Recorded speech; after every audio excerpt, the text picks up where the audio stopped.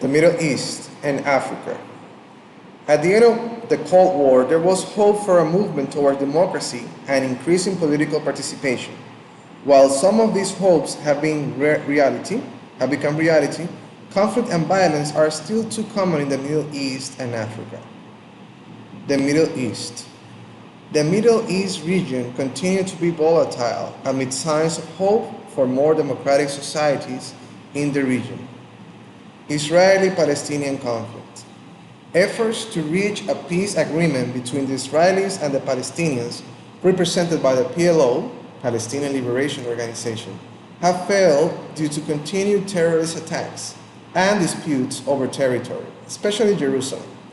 Since the signing of the Oslo Peace Accords in 1993, the peace progress has seen more setbacks than not. In 2000, US President Bill Clinton arranged a meeting at Camp David. The Palestinians rejected a proposal offered by Israel at this meeting, and a second intifada soon erupted. Intifada is like a revolution. Suicide bombings in the heart of Israel led to Israel's reoccupation of significant areas of the West Bank that had been largely controlled by the Palestinian Authority. Nonetheless, a sign of progress emerged in 2003. The Israel cabinet formally accepted the principle of Palestinian state. PLO leader Yasser Arafat died in 2004, and Mahmoud Abbas, a moderate member of the moderate political party which replaced the PLO named Fatah, replaced him. In 2005, Israel withdrew from Gaza, and many hope for real progress towards peace. In January 2006, however, members of Hamas, a Palestinian resistance movement that rejects Israel's right to exist, won a majority of the seats in parliament. Abbas remained president, but Hamas controlled parliament. In June 2007, Hamas took control of Gaza, and Abbas dissolved the government. With Hamas out of power, Israel resumed peace talks with Abbas. These talks have not borne fruit, and 3 brief wars ensued between Israel and Hamas in Gaza, following rocket attacks on Israeli civilian areas. There have been several attempts for Hamas and Fatah to form a unity government.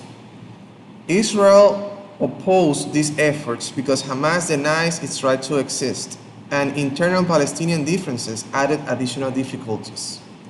In 2015, Palestinian Prime Minister Mahmoud Abbas declared before the UN General Assembly that he was no longer bound by past agreements with Israel. He thus cautioned the international community that he was prepared to end the Oslo Agreement if steps were not taken toward the establishment of a Palestinian state. Iran. Iran, an oil-rich country, remains under the control of Muslim clerics who enforce a strict adherence to Islamic law. They limit the rights of women and the right to free assembly and a free press. In 2009, following the re-election of Mahmoud Ahmadinejad, hundreds of thousands of Iranians protested the outcome and declared the election a fraud. The violent oppression of the protesters by the Iranian military was captured on cell phones and posted on the internet. In 2015, a nuclear deal was signed between Iran, the United States, the United Kingdom, Russia, France, China, and Germany. The agreement is complex. To simplify, Iran agreed to limit its nuclear development and accept increased oversight by the international community. The other parties agreed to reduce and eventually remove financial sanctions against Iran.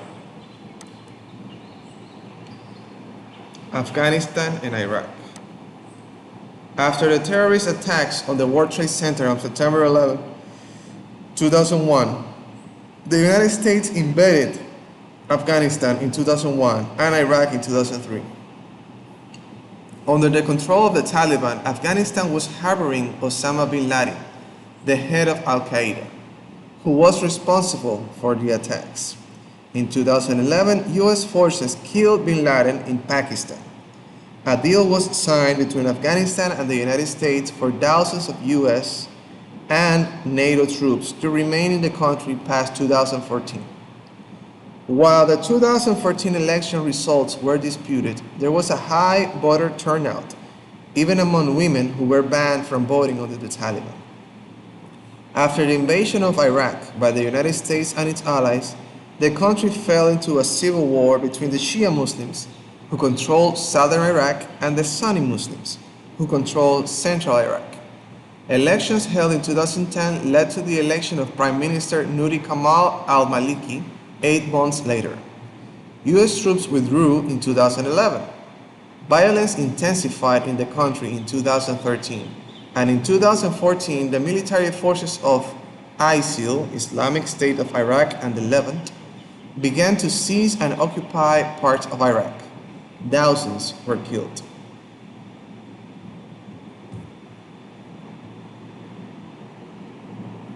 The Arab Spring. An immense uprising rocked North Africa and led to a regime change in Tunisia and Egypt. Most countries in the region have a high percentage of young people. More than half of Egypt's 80 million people are under the age of 25. Most of these young people are unemployed. After 23 years of oppressive government, Tunisia President Zine El Abidine Ben Ali fled the country following mass protests that began in December 2010. Other protests in the region soon followed. These changes are known as the Arab Spring. Egypt. In Egypt, an oppressive regime under President Hosni Mubarak maintained power through a large security force, which used torture and brutality to suppress any political opposition. In January 2011, hundreds of thousands of Egyptians, including women from all walks of life, flooded Tahrir Liberation Square in downtown Cairo. Protesters used social networking to organize protests. After 18 days of sometimes violent retaliation by Mubarak's secret police forces, the Egyptian army sided with the protesters, forcing Mubarak to leave the country. Since the uprising, Egypt has sentenced its former president to life in prison.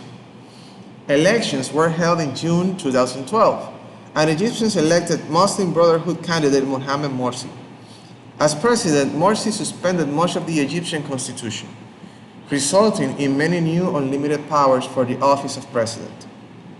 Protesters again took the streets, calling for Morsi's resignation. The Egyptian army settled the question by taking over the government in a 2013 coup. As of 2015, an elected government has yet to be reestablished, though a new constitution was overwhelmingly approved by a vote of the Egyptian people in 2014. Libya. In Libya, protesters rebelled against the authoritarian regime of Colonel Muammar al-Gaddafi. After Colonel Gaddafi's troops began to use force against the protesters, the UN Security Council voted to authorize military action. In March 2011, American and European forces began airstrikes against the Gaddafi regime. Libyan rebel forces took control of Tripoli in August, ousting Gaddafi from power. It was not until Gaddafi was killed in October, however, that the creation of a new Libya could begin in earnest. On July 7, 2012, Libya held its first free election since 1952. Libya's new Prime Minister, Mustafa Abu Shagur, faces ongoing violence as party struggles for control in the country. Protests spread throughout the entire region to Algeria, Yemen, Jordan, Bahrain, Oman, Morocco, Saudi Arabia, and Syria. The use of force quickly ended the protest in most of these nations. After decades of conflict, political oppression, and exploitation, the revolutionary upheaval led by young people initially brought hope for a new beginning in the region. Unfortunately, the process of democratization in the region has been halted or even reversed in many countries. Syria. Many Arab states experienced short-lived violence during the Arab Spring. In Syria, this violence erupted into a civil war that continues years after the Arab Spring ended in most of the Arab world. In early 2011, nationwide protests were held against the government of Syria, President Bashar al-Assad. The government responded with brutal crackdowns. As a consequence, the protests shifted into a full rebellion. Different rebel groups have formed, many of which are hostile towards the others. Many rebel groups include the Free Syrian Army, who control pockets of territory in the north and west, and the militant group the Islamic State of Iraq and the Levant, ISIL, who control most of eastern Syria. Fighting between these groups and the government of Bashar al-Assad continues today, with estimates of death toll by April 2015 having risen as high as 310,000 people.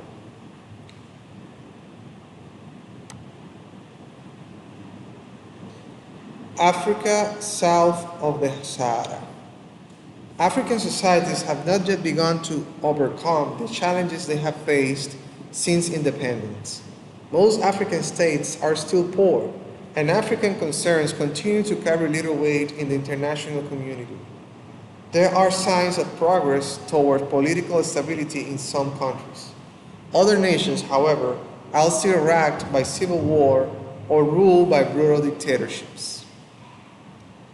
Regional organizations.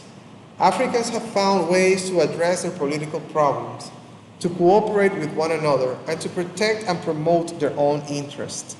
In 1991, the Organization of African Unity, OAU, agreed to establish the African Economic Community, AEC. This group is meant to provide greater political and economic integration throughout Africa on the pattern of the EU. In 2001, the African Union, AU, replaced the OAU. The new organization has already sought to mediate several of the conflicts in the region. The AU also promotes democracy and economic growth in Africa. As Africa evolves, it is important to remember that economic and political change is often a slow and painful process. Introduced to industrialization and ideas of Western democracy only a century ago, African societies are still looking for ways to graft Western political institutions and economic practices onto indigenous structures still influenced by traditional values and attitudes. Social and economic issues. African countries face many social and economic problems. Rapid population growth has slowed economic growth. In the first decade of the 2000s, Africa's population growth rate was 2.3% compared to 1.24% in the rest of the world. As a result, poverty remains widespread. Cities have grown tremendously. By 2007, approximately 39% of Africans live in urban areas where there are massive slums and high levels of pollution. Infrastructure continues to be a problem and requires large amounts of foreign and public investment. Recently, Chinese companies have increased their investments in the region. In 2015, the first light rail system in Africa, south of the Sahara, started operations in Ethiopia. Known as the Addis Metro, it opened with 20 miles, 32 kilometers, of track and 39 service stations. Moreover, AIDS remains a serious concern in Africa. More than two-thirds, 22.9 million of all persons infected with HIV are living in Africa south of the Sahara. In this area, during 2010, 1.9 million people became infected with HIV and more than 1.2 million died of AIDS. Some African nations have mounted an impressive effort to fight AIDS. In Uganda, President Yoweri Museveni involved a wide range of national leaders in Uganda society, as well as international health and social service agencies. Uganda has made significant progress in its fight against AIDS. The numbers of cases of HIV in Uganda stabilized in the early 2000s. Political trends. Politically, Africa has witnessed a number of women as leaders of their countries. For example, Luisa Diogo became Prime Minister of the Mozambique in 2004. There has also been a trend toward multi-party elections. In Senegal, for example, national elections held in the summer of 2000 brought an end to 4 decades of rule by once dominant socialist party.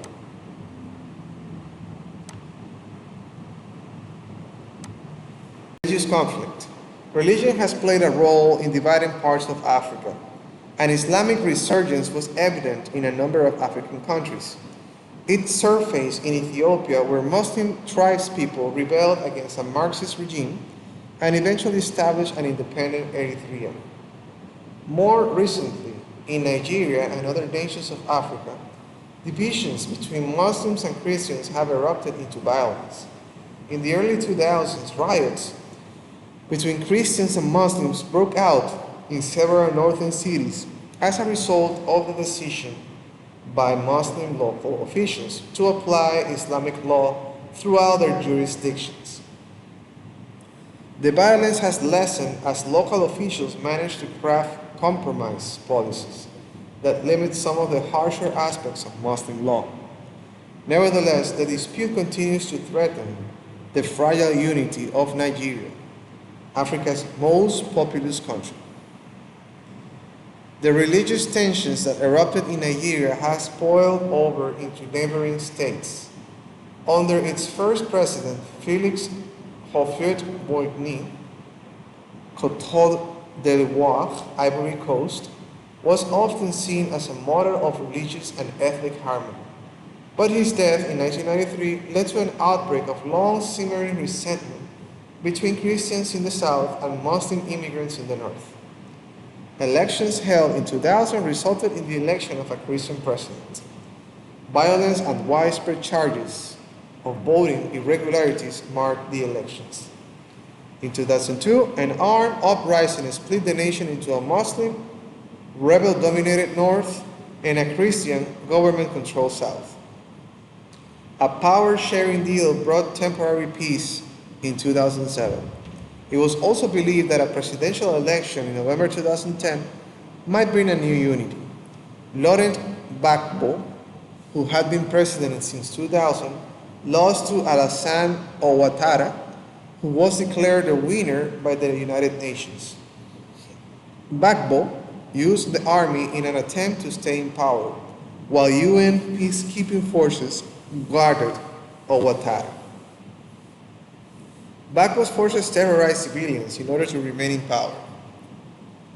A peaceful march of unarmed women, for example, was stopped by machine gun fire from Gbagbo's armed followers. In 2011, Gbagbo was arrested and sentenced to prison for crimes against humanity. As in other African countries, civil war has devastated the economy of Cote d'Ivoire. The city of Abidjan once had a shining downtown. Now it is a jungle of darkened high-rise windows. Jobs have disappeared. 4 million men are out of work in a country of 21 million. Banks and businesses have closed, and food shortages are widespread.